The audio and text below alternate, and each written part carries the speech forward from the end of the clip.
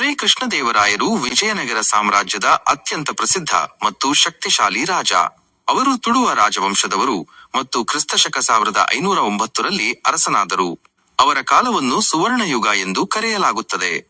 ಕೃಷ್ಣದೇವರಾಯರು ತಮ್ಮ ಅಣ್ಣ ನರಸಿಂಹರಾಯರ ನಂತರ ಗದ್ದುಗೆ ಏರಿದರು. ರಾಜ್ಯದಲ್ಲಿ ರಾಜಕೀಯ ಗೊಂದಲಗಳು, ಶತ್ರು ಪ್ರವೇಶ ಮತ್ತು ಬಾಹ್ಯ ದಾಳಿಗಳು ಇದ್ದವು. ಆದರೆ ಯೌವನದಿಂದಲೇ ಯೋಧರಾಗಿದ್ದ ಕೃಷ್ಣದೇವರಾಯರು ತಕ್ಷಣ ಸೇನೆಯನ್ನು ಬಲಪಡಿಸಿ ರಾಜ್ಯದಲ್ಲಿ ಶಾಂತಿ ಸ್ಥಾಪಿಸಿದರು. ಗದ್ದುಗೆ ಏರಿದ ಮೊದಲೇ ಅವರು ಉದಯಗಿರಿ ಕೋಟೆಯನ್ನು ಗೆದ್ದು ಸಾಮ್ರಾಜ್ಯಕ್ಕೆ ದೊಡ್ಡ ಬಲ ನೀಡಿದರು. ಗೋವಾ, ಬಿಜಾಪುರ, ಗುಲ್ಬರ್ಗಾ ರಾಜ್ಯಗಳ ಮೇಲೆ ಯುದ್ಧಗಳಲ್ಲಿ ವಿಜಯನಗರದ ಶತ್ರುಕೋಟೆಗಳನ್ನೆಲ್ಲ ಕರಗಿಸಿ ಮಹಾ ಸಾಮ್ರಾಜ್ಯವನ್ನು ನಿರ್ಮಿಸಿದರು. ಒಡಿಶಾದ ಗಜಪತಿ ಸಾಮ್ರಾಟ್ ಇವರಿಗೆ ಎದುರಾಗಿ ನಿಲ್ಲಲಾರದೆ ಶರಣಾದರು.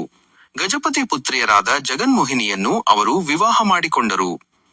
ಸಾಹಿತ್ಯ, ಸಂಸ್ಕೃತಿ, ಕಲಾ, ಸಂಗೀತ ಎಲ್ಲವೂ ಅವರ ಕಾಲದಲ್ಲಿ ಅತಿ ಉನ್ನತಿಗೆ ತಲುಪಿದವು. ಅವರು 6 ಭಾಷೆಗಳಲ್ಲಿ ಪಾಂಡಿತ್ಯ ಹೊಂದಿದ್ದರು. ಅಷ್ಟದಿಗ್ಗಜರು ಅಂದರೆ 8 ಮಹಾಕವಿಗಳು ಅವರ ಅರಮನೆಯಲ್ಲಿ ಸೇವೆ ಸಲ್ಲಿಸುತ್ತಿದ್ದರು. ಅಲ್ಲಿ ತೆಲುಗು ಕವಿ ಅಲ್ಲಸಾನಿ ಪೆದ್ದನ್ನ, ಹಾಸ್ಯ ಜ್ಞಾನ ಕವಿ ತೆನಾಲಿ ರಾಮ ಇದ್ದರು. ಸ್ವತಃ ಕೃಷ್ಣದೇವರಾಯರು ಅಮುಕ್ತ ಮೌಲ್ಯದ ಕಾವ್ಯವನ್ನು ಕನ್ನಡದಲ್ಲಿ ಮತ್ತು ಜಾಂಬವತಿ ಕಲ್ಯಾಣವನ್ನು ತೆಲುಗಿನಲ್ಲಿ ರಚಿಸಿದರು.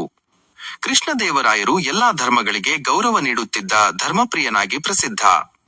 ಅವರು ತಿರುಪತಿ ದೇವಾಲಯಕ್ಕೆ ಅನೇಕ ರತ್ನ ಮತ್ತು ಸುವರ್ಣ ವಿಗ್ರಹಗಳನ್ನು ದಾನ ಮಾಡಿದರು.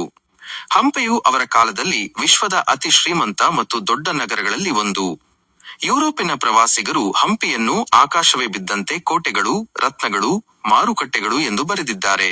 ಕೊನೆಯ ದಿನಗಳಲ್ಲಿ ಅವರ ಪ್ರಿಯ ಪುತ್ರ ತಿರುಮಲರಾಯನು ಮೃತಪಟ್ಟ ನಂತರ ಕೃಷ್ಣದೇವರಾಯರು ತುಂಬಾ ದುಃಖಿತರಾದರು.